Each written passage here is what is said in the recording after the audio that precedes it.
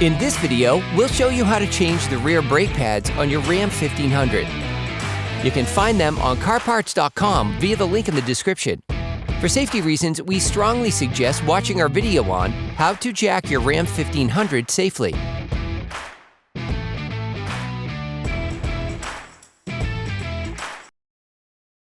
Open the brake fluid reservoir. It is now necessary to release the electric parking brake in order to clear the grip on the disc. There is a manufacturer procedure for this vehicle. Turn the ignition on. Use the touchscreen to go to Settings, enter Brakes. Go to Brake Service and confirm.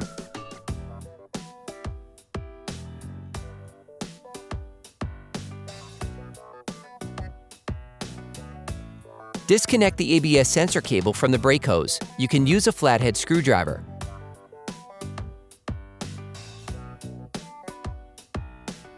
Tip: attach a piece of electrical cable or a hook to the subframe. Block the rotation of the guide pins with a 24mm wrench and unscrew the slide pins back in using a ratchet and a 12mm socket.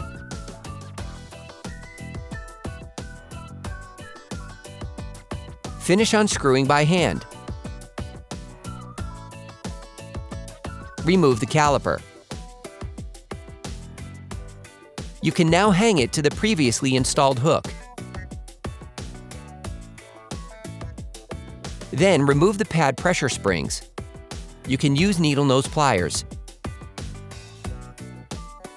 Remove the brake pads.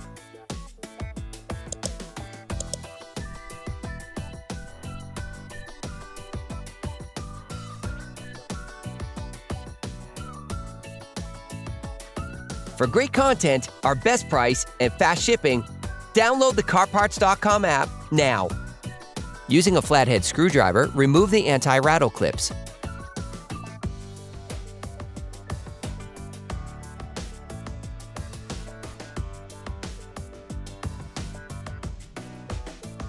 Using a wire brush, clean the caliper mount to remove any excess rust that could prevent the pads from sliding.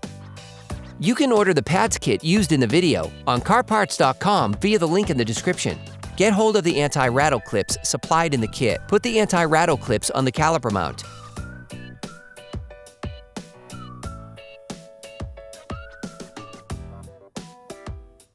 Grab the new pads and lightly coat the ends with copper grease to help them slide more easily.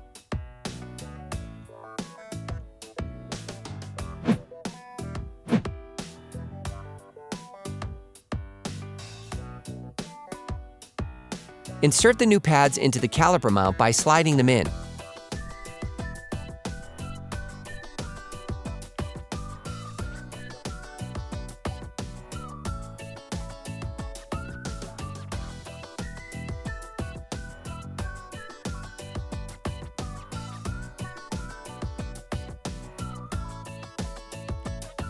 Put the pad pressure springs back in place.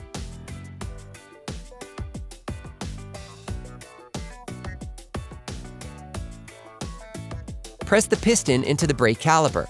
For this operation, it is essential to have a brake windback tool, a special tool that allows you to push the piston back, making it easier to put the caliper back in place. As the piston enters the brake caliper, brake fluid will flow back into the brake fluid reservoir. Depending on the original level of the reservoir, make sure that the liquid does not overflow.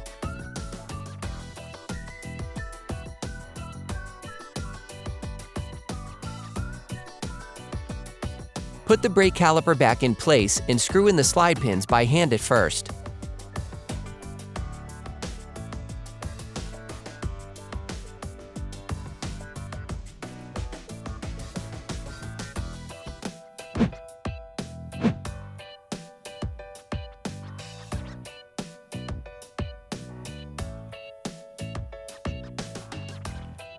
Block the rotation of the guide pins with a 24mm wrench and screw the slide pins back in using a ratchet and a 12mm socket.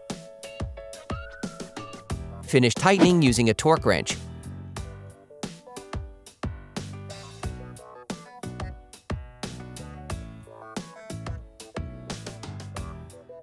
Don't forget to remove the cable that you used to hold the caliper. Replace the ABS sensor cable in its slots.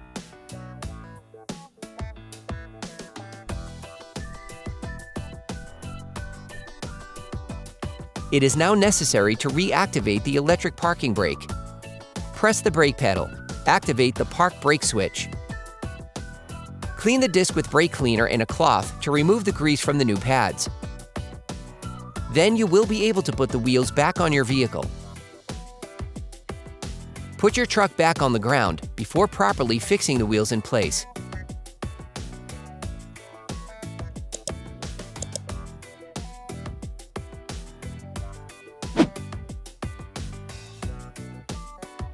Don't forget to screw the brake fluid cap back on before starting the truck.